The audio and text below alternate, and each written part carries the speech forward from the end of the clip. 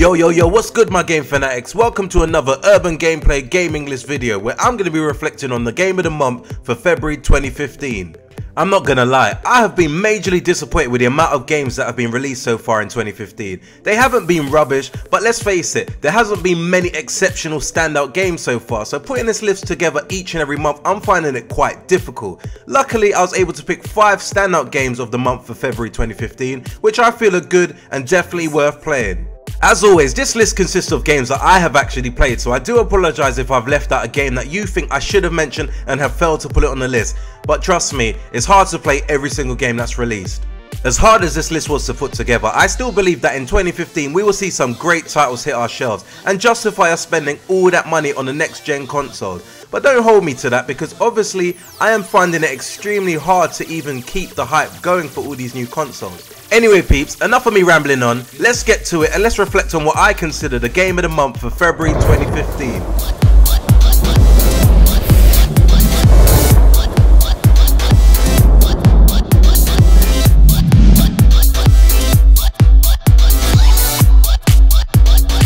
Taking the number 5 position is The Order 1886. Okay, I'm not gonna lie here, I'm slightly disappointed with this game because I feel that it didn't meet my expectations 100%, but nonetheless, the game is still a beautifully crafted atmospheric shooter. I must hold my hands up and admit, but putting this game on the list kind of contradicts what I was saying about trying to find a standout game. This game is definitely not a standout game for me, but nonetheless, the game is still worth a shot. The graphics are definitely out of the world and will certainly match your expectations for what a next gen title should bring graphically. My only gripe is that I feel that this game is quite linear and just lacks that level of freedom I was expecting, but it's still a decent shooter to keep you entertained for maybe a couple of months or so.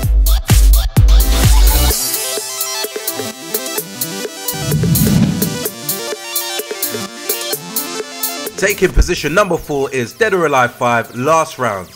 The fact that Dead or Alive 5 Last Round introduces 2 extra characters, some new stages and a variety of additional costumes, that has allowed me to justify adding this to the list. If I'm honest, since the Dreamcast version of Dead or Alive 2, I've not really been into the Dead or Alive series since then. I thought they kind of went downhill in my personal opinion, but to my surprise, Dead or Alive 5 Last Round is definitely a great game.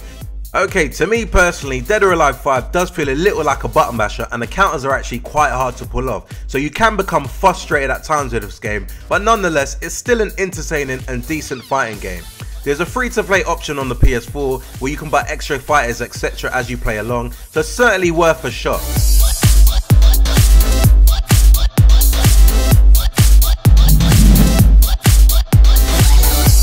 Taking position number 3 is Evolve.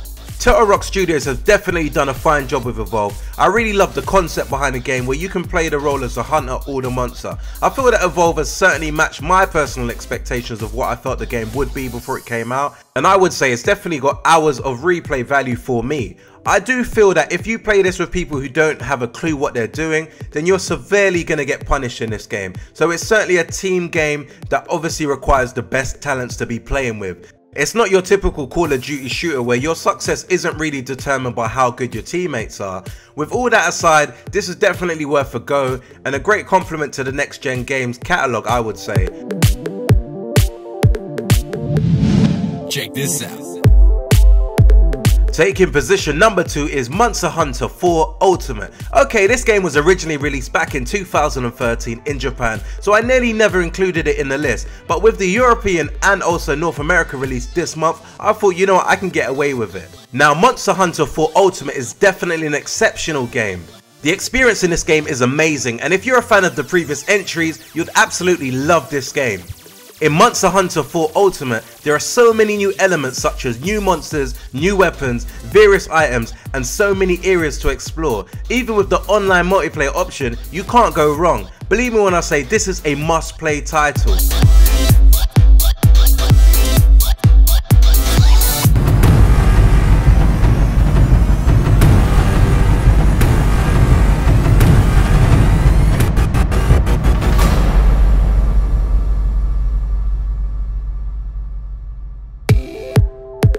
Claiming position number 1 is The Legend of Zelda Majora's Mask 3DS.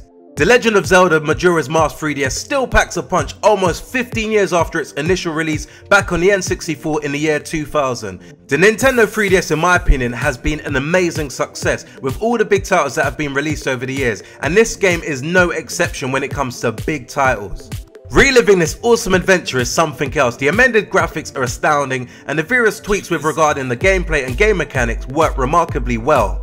I have been a massive Zelda fan for so many years, and I might obviously come off slightly biased when it comes to giving my personal opinion about any Zelda title, but believe me when I say this game would definitely be a candidate for Game of the Year and is certainly a masterpiece.